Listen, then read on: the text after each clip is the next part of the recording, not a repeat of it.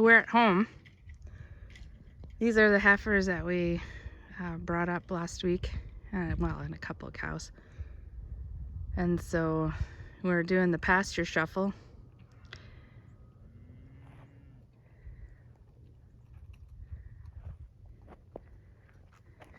It's pretty handy having steel posts to put up a small temporary fence. We had to go back for a jack because the ground is just too hard to pull these posts out.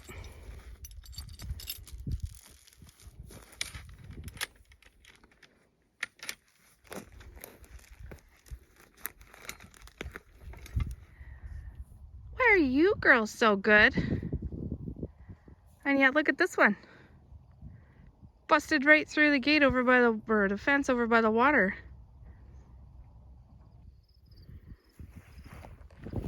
When I see something like this rock pile here, I just think, holy cow, the stories that could be told by these rocks, eh? This is one of the pieces of oats that the cows are gonna go on to here to clean up. This is all the new growth. It's not tall enough to cut, so there's no point in doing that. And that strip there, that brown strip, is the strip we left for the insurance adjuster to come out and look at. So yeah, this will keep our home crew busy for a couple weeks, which is good. This is way down east at the east end of our property. So Glenn's been down here, I mean, all his life. Like, he used to come down here and just explore this area because it's this area here in particular is all of our native grass. So even when we break this up, you can't grow pasture grass here. It just always reverts back to native grass. But when he was down here, he found this rock. And like I said, he's been around here a long time. And he'd never seen it before. And so what the best we can figure with this rock, and I'd move it up to the house, but it's got a crack in it right here. And I'm worried that this rock will split if we try to move it.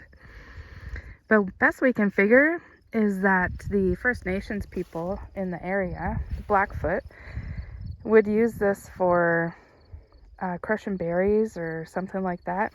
Use it like a mortar pestle, so they'd put their whatever they wanted to crush in there, and with another rock they would make paste out of it, or powder, or whatever it was they were doing. Anyway, as a rock person, I'm totally in love with this rock. It is just so cool. So you guys tell me what you think. We think that's probably what it was used for, but you can let me know what you think. We were hoping to put power on this fence because the neighbors have some cattle over there. And then we got down here and there's no way. So what we talked about doing, which is going to take, an hour or something that we don't have right now, is just go around it, go in front of it with some T-posts and some wire and just go right around this hot mess. Like, holy cow. If a net was fencing, this is what a net would do, but yeah, a net didn't do this.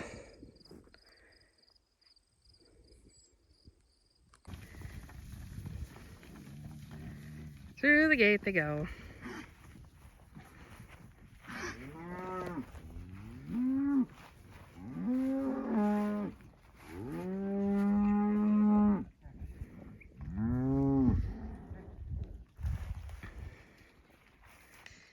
There's a little bit of grass left on this piece. Like I said before, it's green, but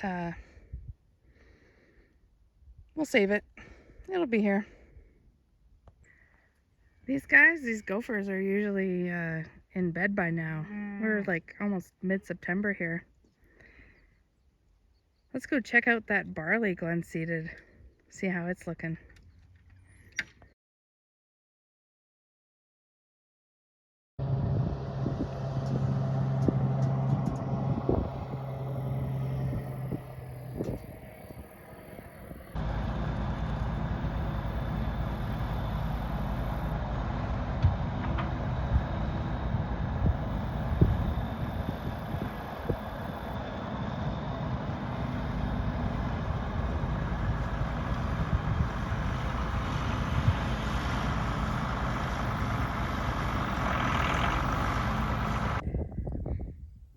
Sorry that our barley straw delivery interrupted our video. I was going to show you the barley that Glenn seeded late July.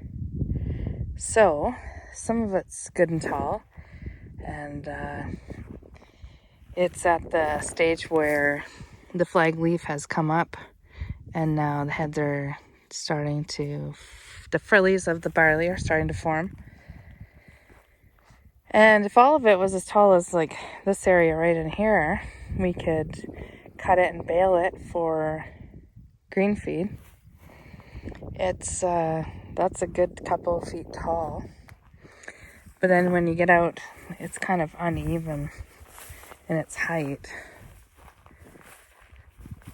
So depends on where the moisture was laying and where there's been compaction. Of course, this right in front of us here obviously is a road that goes through the field, a little bit more compaction there. And that's it. Before this was a hay field. So this was what was broke up with disc this spring. And so it was either just let it sit black and have to spray it or work it, which we didn't want it to blow away. Decided to seed the barley. And so, yeah. If this was your barley field, what would you do? It would take our herd like less than a week to eat this up if we just let them at it, which isn't necessarily ideal because we've got 2 pieces like this, so we want to try and make the most of it. And so we are having some fairly warm weather right now. As soon as the frost hits pretty hard though, that'll be it. Growing season will be over. So if we do get another, I don't know, couple inches on this for growth, I could see us cutting it for feed.